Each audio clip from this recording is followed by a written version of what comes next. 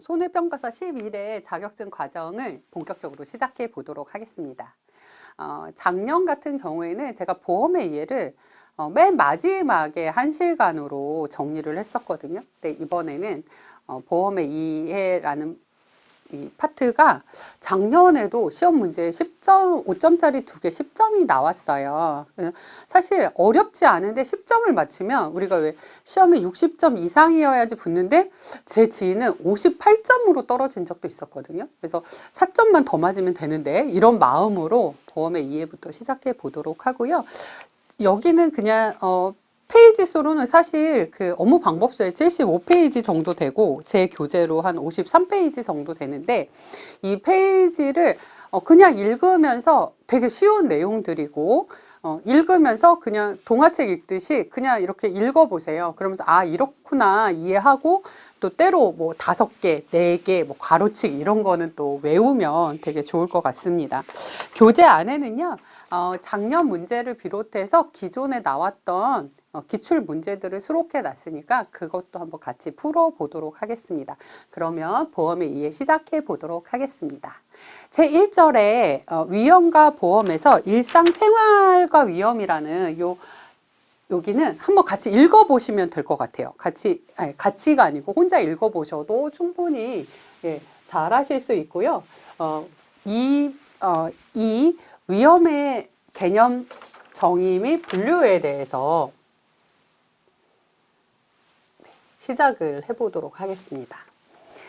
위험의 개념하고 위험의 개념 정의 및 분류 이렇게 나왔는데요.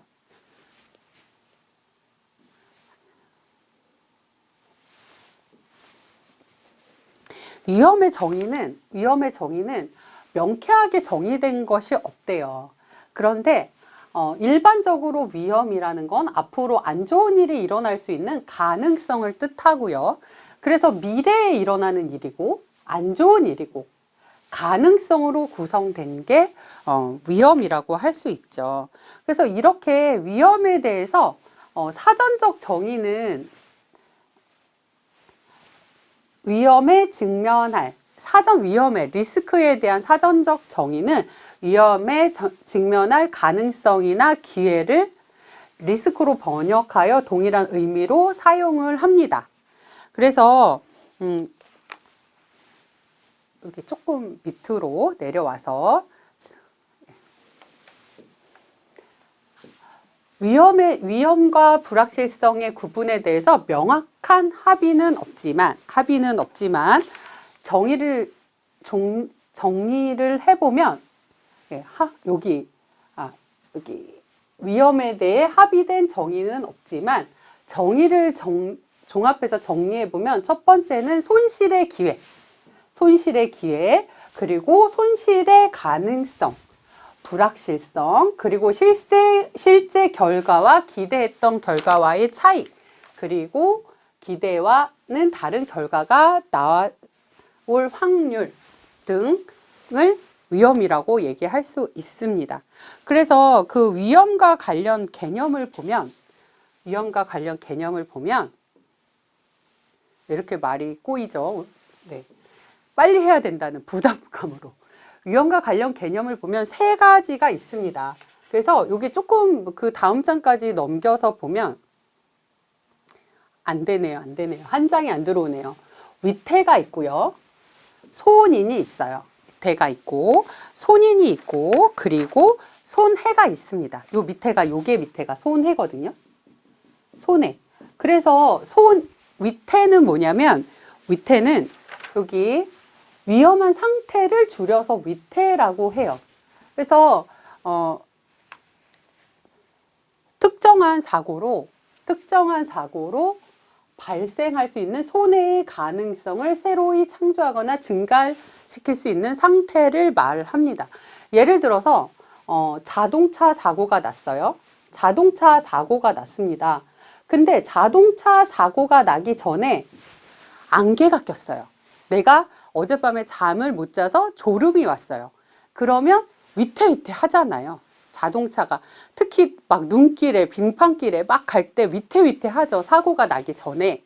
그래서 그 위태로운 상태, 위험한 상태를 위태라고 하고, 손인은요, 손해의 원인으로 이를 줄여서 손인이라고 하는데, 화재, 폭발, 지진, 폭풍,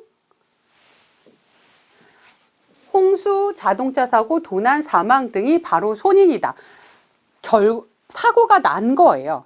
아까 위태는 사고가 나기 전. 그러면 손인은 사고예요. 사고. 그러면 아까 손해라는 부분이 있잖아요. 손해는 사고가 발생하고 나서. 그래서 여기 아까 화재로 인해서 화재가 사고잖아요. 그러면 사고가 난 다음에 화재 사고로 발생한 손해.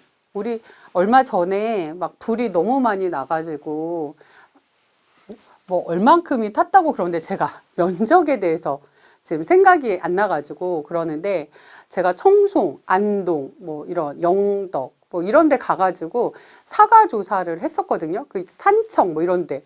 근데 거기에 사과 과수원도 굉장히 많이 탔다고 해요. 그래서 올해 사과 값이 엄청 비싸지 않을까라는 고민을 하는데, 사과 과수원에 화재가 났어요. 화재가 난 건 사고 발생 후에 사과가 탔으니까 사과가 더 과수원에 뽑아야 되죠. 그 보상을 받는다 해도 사과 나무를 다시 심으면 그 해 몇 년이 지나야 또 사과가 열리잖아요. 갑자기 사과값이 비싸질 것 같은 불안함이 있습니다. 그래서 손해는 사고고, 손해는 이렇게 넘어가 보도록 하겠습니다. 손해는 사고가 발생하여, 위험한 상황에서 사고가 발생하여 초래되는 물리적, 경제적, 정신적 손해를 말합니다. 그래서 손해는 손인의 결과로 발생하는 가치의 감소를 의미하고요. 요거는 아까 이 세 가지를 이 위태, 손인, 손해의 관계도예요. 그래서 이런 그림 나오면 꼭 기억하셔라 말씀을 드리고, 위태는 사고 발생 가능성, 사고의 원인, 발생 전 단계를 말하는 거고요. 아까 설명드렸죠. 손인은 위험의 현실화, 손해의 원인, 이제 사고가 났어요. 손해 가치 감소, 사고 발생 결과, 경제적 수요 발생, 그래서 발생 후의 단계입니다.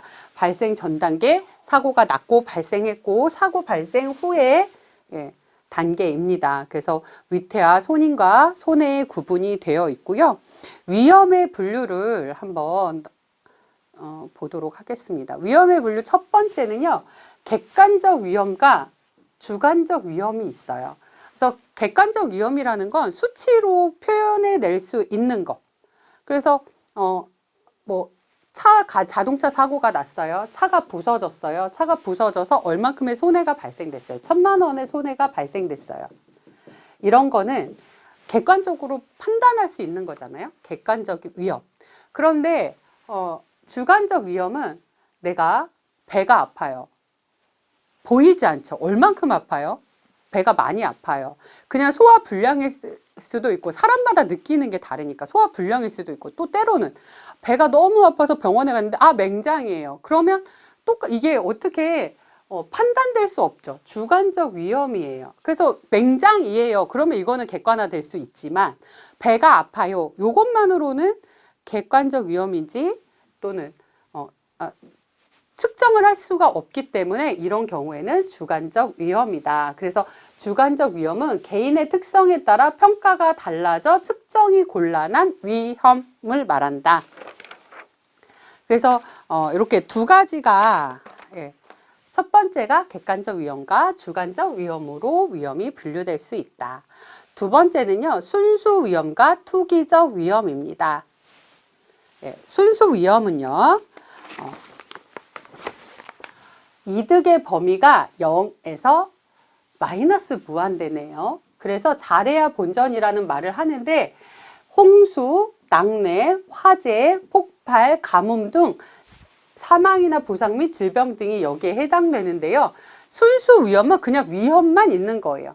근데 투기적 위험은 손실의 기회도 있지만 이익을 얻는 기회도 있는 위험을 말합니다. 그래서 투기적 위험의 범위는 마이너스 무한대에서 플러스 무한대까지예요. 그래서 투기적 위험이다. 그럼 우리 그냥 간단하게 여기에서 이런 표현 써도 될까요? 주식을 했는데 플러스 될 수도 있지만 마이너스 될 수도 있죠. 이렇게 우리는 다 플러스 될 거라고 생각하고 가지만 마이너스 될 거고 이렇게 생각을 해보면 이렇게 플러스 될 것도 있고 마이너스 될 수도 있는 이런 건 투기적 위험입니다. 그리고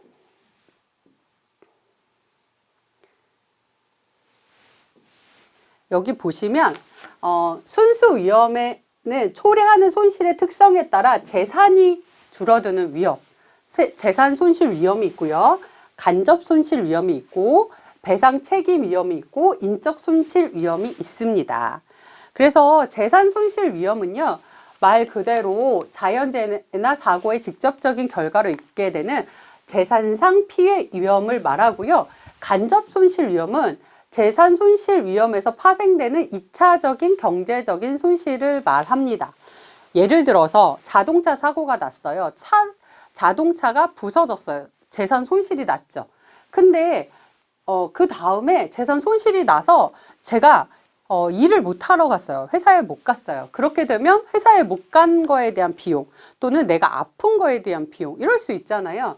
그래서 여기에서는 화재로 공장 가동이 중단됐어요. 그럼 이게 재산 손실이 난 거죠. 근데 영업 활동을 못 하게 되는 경우에 고정 비용은 지출돼야 되고 추가적인 비용도 발생하게 돼요. 그래서 화재가 나서 공장 가동이 여기까지는 1차 위험이지만 직접 위험이지만 여기에서는 2차적인 간접 손실 위험이 된 거죠. 그래서 여기 보시고 그 다음에 배상 책임 위험은 자신의 과실이나 부주의로 제3자에게 물질적, 정신적 피해를 입힌 경우에 법적으로 그러한 피해에 대하여 배상할 책임이 있는데 이러한 손해배상의 책임으로 인한 손실 위험을 배상 책임 위험이라고 한다. 그래서 피해자가 야기한 손해의 법적 회복에 필요한 추가 비용의 발생, 기업 활동의 제약 또는 법규의 준수, 강제 벌금 납부, 기업 이미지 손상 등을 동반하게 됩니다. 네.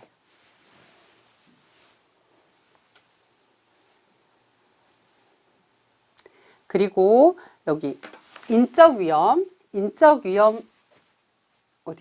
인적 손실 위험은 사망, 질병, 부상, 노령화, 실직 등 조직이나 개인에게 직접적으로 영향을 미치는 위험을 말하고요.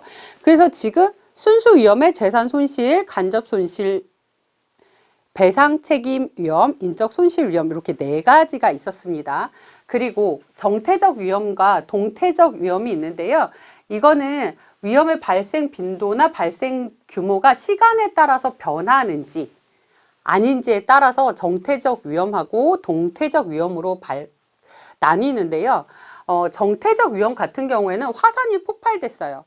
90년도에 화산이 폭발되나 지금 2025년도에 화산이 폭발되나 화산 폭발 위험은 같죠. 지진이 발생했어요. 작년 지진의 정도에 따라 발생 위험이 달라지겠지만 지진이 세월이 지난다고 그래서 올해 5였던 게 내년에 6되고 7되고 8되고 이런 건 아니잖아요. 지진 강도가. 그래서 화산 폭발이나 지진 발생 사고와 같이 시간이 따라도 성격이 바뀌지 않아요. 화산이 폭발할 때가 돼서 폭발했고 시간이 지난다고 그래서 해가 간다고 그래서 더 많이 폭발하거나 이런 건 아니죠. 이런 거를 뭐라 그러냐면 정태적 위험이라고 하고요. 동태적 위험은 세월이 흐름에 따라 성격이나 발생 정도가 변하는 거예요. 예를 들면 우리가 변하죠. 예전에 우리가 스마트폰 처음 나오기 전에 핸드폰, 스마트폰 이전에 그냥 전화만 되는 거 있었잖아요. 그럼 이렇게 기호가 지금 스마트폰을 쓰지 2G폰 쓰는 사람보다 스마트폰 쓰는 분이 훨씬 많으시죠. 이렇게 기호가 변화되는 거예요. 그리고 시장에서의 가격도 변동되고 또 기술도 변화되고 환율도 변동되고 이렇게 시간이 지나면서 뭐 유행도 변화되고 이렇게 변화되는 걸 이거는 동태적 위험이다라고 말할 수 있고요. 그리고 특정적 위험과 기본적 위험이 있는데요.